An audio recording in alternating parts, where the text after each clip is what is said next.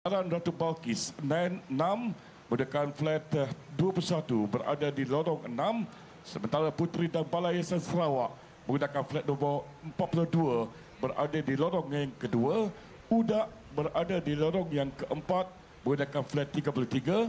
Puteri dan Balai Yayasan Sarawak 9 menggunakan flat 43 berada di lorong 14. Udak juga berada di lorong yang ke-12 menggunakan flat 32, dan DPKU pada nama GP Bin Laden 36 berada di lorong yang ke-9.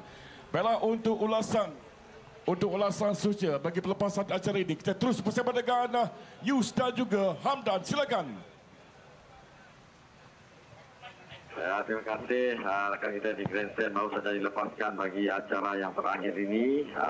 Sebelum kita berikan tumpuan kepada untuk kategori VIP dan juga untuk Raja Sungai yang akan berlangsung. Dan untuk acara bidang 30 lelaki akhir bagi perebutan Piala Antarabangsa Borneo kategori terbuka baru saja dilepaskan. Namun kami di Formula ini dapat memberikan gambaran manakala hujan terlalu lebat dan menjaga fasilitis tapi terkena air hujan. Jadi untuk ini, jadi terima kasih kita ucapkan kepada semua pengunjung-pengunjung yang hadir bagi menyaksikan pertembungan di antara beberapa perahu yang terlibat bagi perebutan bidang 30 pegawai lelaki akhir bagi merebut Piala Antarabangsa Borneo kategori terbuka. Rasanya baru saja melepasi 200 meter untuk acara ini dilangsungkan, namun kami tidak dapat memberikan gambaran berlindung di sebalik hujan yang agak lebat di adan permulaan ini. Jadi untuk ini saya serahkan kembali kepada rakan kita di Grandstand. Silakan. Baiklah, sebagaimana yang dinyatakan mendahului sekarang ini untuk pelepasan yang baru saja dilepaskan lebih kurang 3 minit yang lepas, Puteri dan Balai Yayasan Sarawak yang menggunakan flat 42 berada di tempat yang pertama waktu ini, mendahului perahu-perahu yang lain. Dan sudah pastinya sebagaimana yang dinyatakan dalam persaingan ini, Puteri dan Balai menurunkan 4 buah perahu, Udak 4 buah perahu, Sindaran Ratu Balkis 2 buah perahu, Dewan Bandar Kuching Utara juga 2 buah perahu.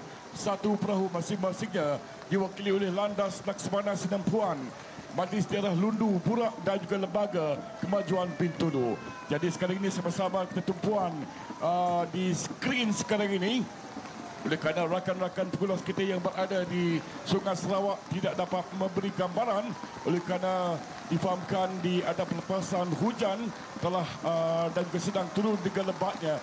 Daripada pemantauan kita di tempat yang kedua dan juga ketiga serta keempat, perahu yang menggunakan flat nombor 5 sekarang ini ialah Sindaran Ratu Balkis 6 yang terus memberi saingan.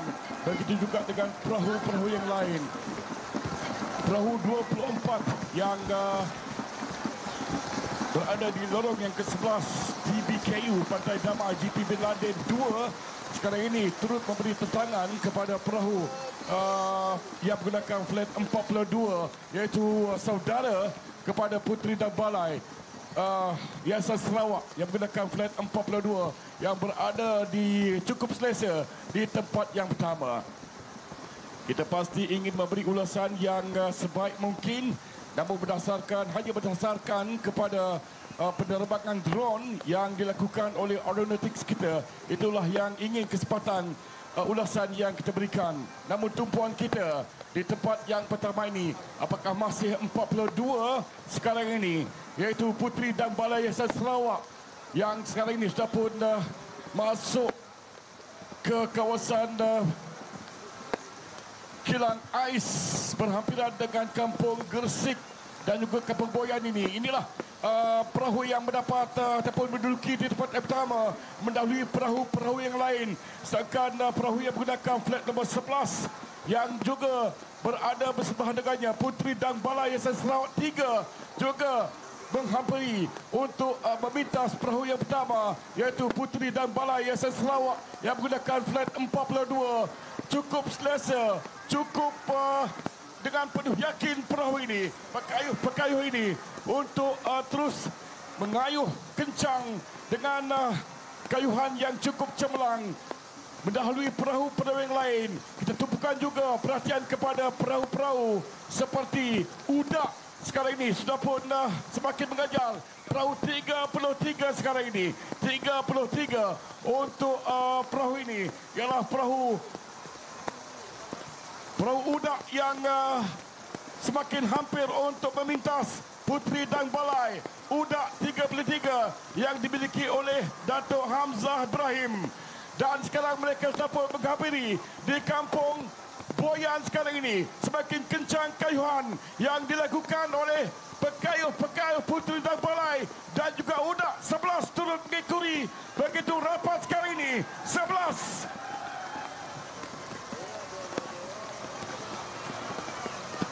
Perahu nombor 11 Puteri Dang Balai turut mengikuti begitu rapat sekarang ini. 42 sebenarnya cukup selesa di tempat yang kedua. Puteri Dang Balai Sarawak yang menggunakan flat nombor 11 berada di tempat yang kedua.